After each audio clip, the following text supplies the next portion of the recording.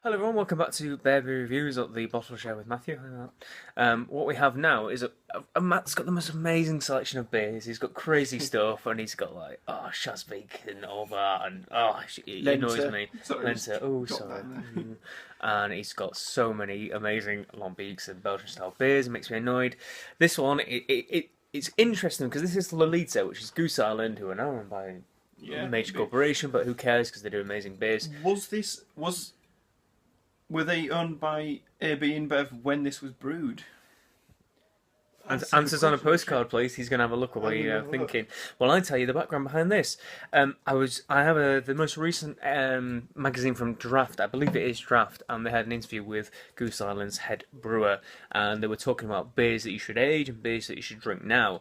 And I think that he said the 2011 Lolita is at its peak right now. If I remember when I upload this video, I will post a link if I can, or I'll take a picture and pop it on the video at least, or an annotation, so I can say what he said about it post review. What we have here is we've got two different pours. We've poured out cloudy, so with the extra bits of yeast in, and we've poured out clear, and you can see it is pretty much crystal clear. You can see the Brewdog logo on the other side of the Tehu glass we've got. So we've got two different sorts, kind of beers. I'm not entirely sure. I've just got the information here. I think March 28th, 2011, they got bought over, and I'm not sure if it was brewed around the time that they got bought over. So whether or not they were producing this before or after, I'm not sure. But anyway, there you go. So it's either before or after, but I think they pretty much maintain the same crowd anyway. Yeah. Right. Shall we sniff separate glasses, try separate glasses, and then swap and sniff? Sure. Cool. I'll start with this one. Matt's starting with clear. I'm starting with cloudy. So on the nose, funky. It's got like that Flemish red kind of Brett. Flemish red, a ton of vanilla oak in it. Yeah, definitely, yeah. This is Cabernet Sauvignon barrel aged and with fresh raspberries, Belgian style ale. Funk. Not like jammy raspberries, but there is a hint of raspberry. There is a hint of sweet raspberry in it. I'm getting so much oak and vanilla in this, and I'm getting funk and more funk. But it is, it's not as barnyard, it's not as earthy and pooey smelling. It's a bit of a sweeter smelling funk. It's definitely like the, we were mentioning it earlier, Duchess de Bourgogne. Duchess de Bourgogne, yeah. However you pronounce it. Sorry, Flemish people, I'm really sorry. Because it has got that sweetness to it. It's slightly more sweet.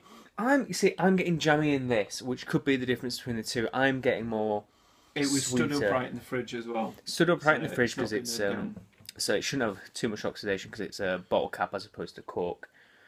Shouldn't matter anyway, but you might have more of the jammy raspberries in there. I might more jammy raspberry because I've got more sediment. Jammy gits. But I can genuinely say mine punches. I can smell a lot of raspberry. A little bit jammy. Well, we'll see. We'll see when we swap them and see what we get. So, cheers, Matt. Let's give it a try.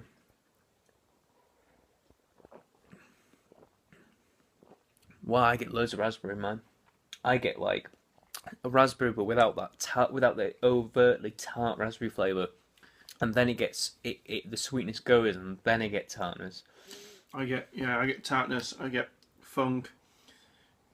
Yeah, there's definitely raspberries in there, and it fades into quite tart. Yeah, but it's got that nice jammy sweetness to it, which I didn't get in the aroma. It didn't get in the aroma.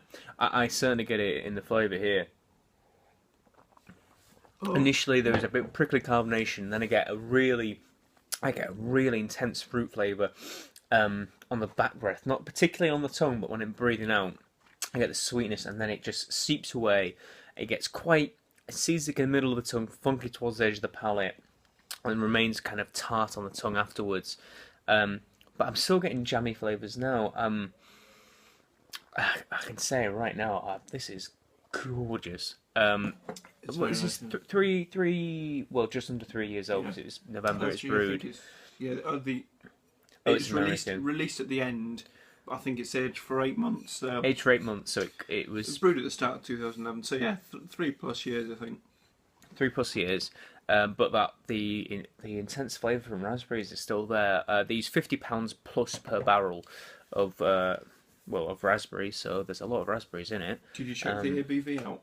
No, I didn't. What do you think it is? Let's just. Oh, just no, he's look at it asking. now. Okay.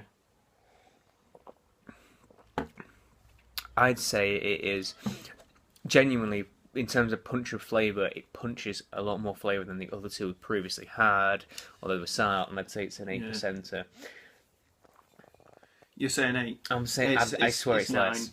Is it 9? Oh, It's 9. oh, well, there we go. So, I wasn't too far off, but a 9%. It's got the intensity of flavour, but I think it's quite clean. I mean, you can taste the alcohol there, but it's not burning. It's not fusel. No, it's the flavour, the concentration of flavour is increased without necessarily being boozy. Is that the best way of saying? Right, should we swap glasses? Let's swap the glasses. So cool. I'll go for clear. I'll go for cloudy. On the nose. I do get more raspberry in this, And I get less, and I get more oak in this. Yeah.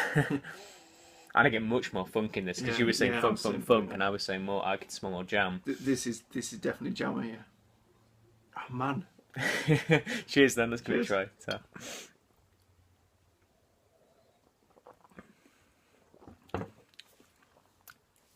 Less jam, more funk, but still means intense. More jam. What you said. Yeah, the opposite. It's everything that was not lacking but was different in that is now in that, and vice versa. Do you know what? We should have mixed it really, but which of the two do you prefer? Do you prefer the bright stuff on the top, or do you prefer the jammy raspberry? Anyone who's ever watched reviews from me before will know that I'm a yeastaholic and I love cloudy beers. But this is slightly hard because it's one slightly sweeter and a little bit more fruity, and the other one is slightly more funky. They've both got the merits. I think blended they'll be just right. But I think I like the jammy one. It's just got this. It makes me smile because the pure clean raspberry flavour, not the. It's like a sweet raspberry flavour, but without. My initial thought is cloudy because I get more raspberry. Okay, my initial thought. It's just the cloudy one. There's nothing really. Yeah, there's nothing in it, is there? But... Shall I blend them? Yeah. Sure. Okay. Let's do it. 3 beer reviews in once for blending. This is unprofessional, but who cares? But I mean, if you've seen the Heady Topper review I did one in the can, then I did one poured out, and it's not just me being a big geek and being pedantic, but the aromas and flavours change from in can to out can. Aroma was much better in the can. It is uncanny how different a beer can taste when it's a little bit more mixed, and it's one of the great things and also one of the frustrating things about beer. A beer can be fantastic in keg, not great in cask. It can be great in cask, bad in keg, and bad or good in bottle, etc., etc. I think. I assume this is how the brewers wanted us to drink it anyway. I actually get more. Again, it's a combination of the two, but I get a little bit more funk than I expected when you compare the two. I think it's just the density of the raspberries, dropping to the bottom. But that's a great beer. Yeah, I really mean it. And AB InBev, for all they're worth, they still let Goose Island do what they do, and they let them do it good. Bourbon County Stout is. I had that for myself last night, and it was phenomenal. Yeah, and it is. And if you see my review, you'll know I was just like, it's the first ever beer, like 50% I tried. And, when you see, it's one of those moments when I watch it back, my face is like, this is amazing. This is another one that's made me really smile. It's just, it's damn good. I passed this up at where the wild beers is an aged one of this because I thought I can get Goose Island anywhere. And do you know what? No, go for it. It's Goose Island. It might be in England, sort of available, but it's good. It just is really good. I found this on a shelf in 2 places, and both places had it on the shelf. They'd had it on the shelf, I think, since 2011. I picked it up last year.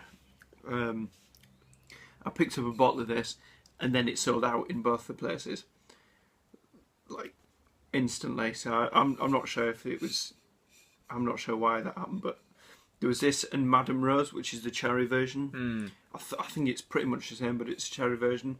I was a little bit disappointed with the cherry one, and I'm not disappointed by this. I think it's a really nice beer. It's solid. I think the flavours work. Yeah, yeah. Right, I'll do my rating first because you just last. I'm torn. I really, really enjoy this beer, and I want to give it like a 9.5. But I've had better raspberry, so I'm going to go for another 9 with this. But I do think it's a little bit better than the hibiscus one we had. But I think it's stronger, it's more intense, so it would have more flavour to it. It's got a nice, quite thick body, but prickly carbonation again. But bottle condition, blah blah blah. I love the. I think the flavour's just great. I just think they're great. I'm normally not a huge fan of too much fruit, but this I couldn't get enough. That fruit flavour is amazing in it, and the tartness is just right. Everything's just right. It is aged 3 years, and it's smooth and it's balanced. But a 3-year-old bottle of Lolita, spot on. If I get a fresh one, I'll do a comparison in what I can remember. Matt? Yeah, you do get the oak, you do get the wine barrels in there. I think it's really nicely balanced. I'd love to try a fresh one, but yeah, it's drinking very, very well. I'm going to go better than the other two. I'm just going to go 92. They're all within about 4 points of each other. Very nice. 92, yeah. Solid beer. Same sort of idea. We're both in the same ballpark. They're all great, but this one's just got a little something that's pushing it a bit. I think it's the raspberries, or maybe it's the oak. Maybe it's the oak, because there's a nice oak in the aftertaste. But this beer puts a smile on my face. You can't go wrong with that, can you? So do check it out. Don't ignore the facts, because it's AB InBev. And thank you for watching. Thank you for watching Baby Reviews, and Matt as well. Hi, Matt. Until next Baby Review. Cheers. Cheers.